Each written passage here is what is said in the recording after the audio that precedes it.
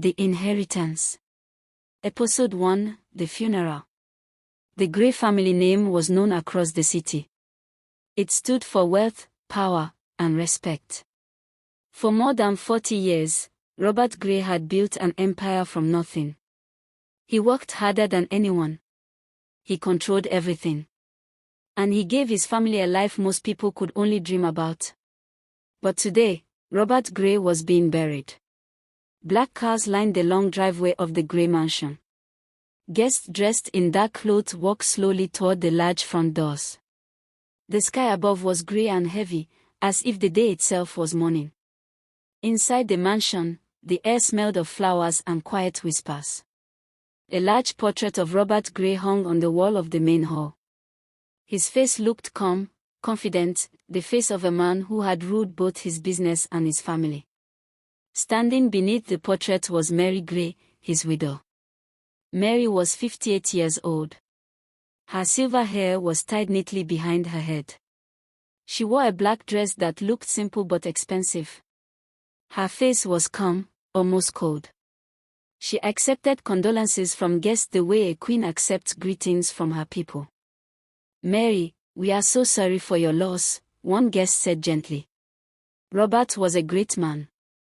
Mary gave a small, controlled smile. "Yes," she said quietly. "He was. And his legacy will continue. I will make sure of that."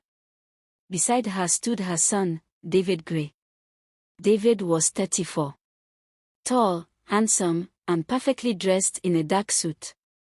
On the outside, he looked calm and confident. But his eyes kept moving around the room, watching everyone carefully. He leaned slightly toward his mother. "The lawyer is ready," David whispered. "Mr. Brown is waiting in the study. Should we gather everyone to read the will?" Mary glanced around the crowded hall. "Not yet," she replied softly. "Let people finish mourning first." Her eyes returned to the portrait of her late husband. "Then we can collect what belongs to us." At that same moment, the front door of the mansion slowly opened. A young woman stepped inside. Her name was Anna Cole. She was 28 years old. She looked different from the other guests. While everyone else wore expensive clothing, Anna's dress was simple. Neat, but modest. She held a small white envelope tightly in her hand. Her eyes moved nervously around the grand room. The chandeliers. The expensive paintings. The guests whispering to one another. Everything about the place made her feel like she did not belong there. But she did not turn back. Instead, she walked further inside. Her eyes suddenly landed on the large portrait of Robert Gray. She stopped. For a moment, she simply stared at the face in the painting. Her fingers moved slowly to the small necklace around her neck. She held the pendant gently, as if gathering courage. She had practiced this moment many times. For 3 years. Ever since the day her mother sat her down and handed her that envelope. "Find your father," her mother had said. "Find his family." A house assistant approached her politely but cautiously. "Excuse me, miss," the woman said. "Are you here for the service? May I have your name, please?" Anna swallowed softly. "No," she replied. The assistant frowned slightly. "No." Anna took a slow breath. "But I have a right to be here." The assistant waited. Anna tightened her grip on the envelope. "My name is Anna Cole," she said. Then she spoke the words she had practiced for years. "Robert Gray was my father."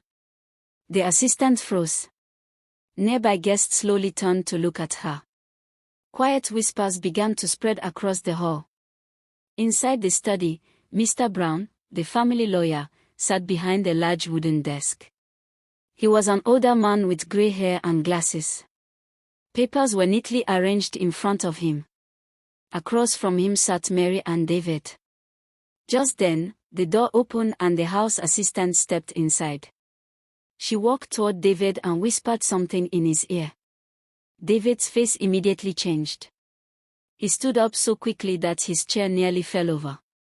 "Who let her in?" he demanded. Mary looked confused. "Who are you talking about?" David turned sharply to the assistant. "Tell her to leave," he said angrily.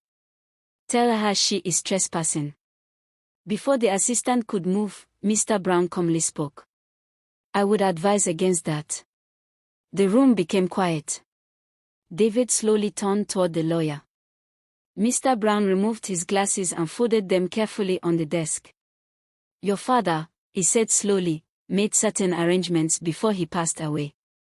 Mary's eyes narrowed. "What kind of arrangements?" Mr. Brown paused for a moment before answering. "There are things written in this will that require everyone involved to be present." Mary's voice became cold. "Explain yourself, Mr. Brown." He looked directly at her. "I am saying that everyone who should be here needs to be here." A few minutes later, Anna was sitting in the study. The room was suddenly filled with tension. Mary sat across from her, staring at the young woman carefully, studying her face, looking for something. David stood by the window with his back turned to the room. Mr. Brown prepared the documents on the desk. Finally, Mary spoke. Her voice was quiet, but dangerous. "Who are you exactly?" she asked, "and what do you want from my family?" Anna slowly placed the white envelope on the desk. "My name is Anna Cole," she said softly. "My mother's name was Lisa Cole." She paused. "She and your husband were together for many years." The room became completely silent. "My mother passed away 3 months ago," Anna continued. "Before she died, she gave me this envelope." Everyone looked at it, but no one touched it.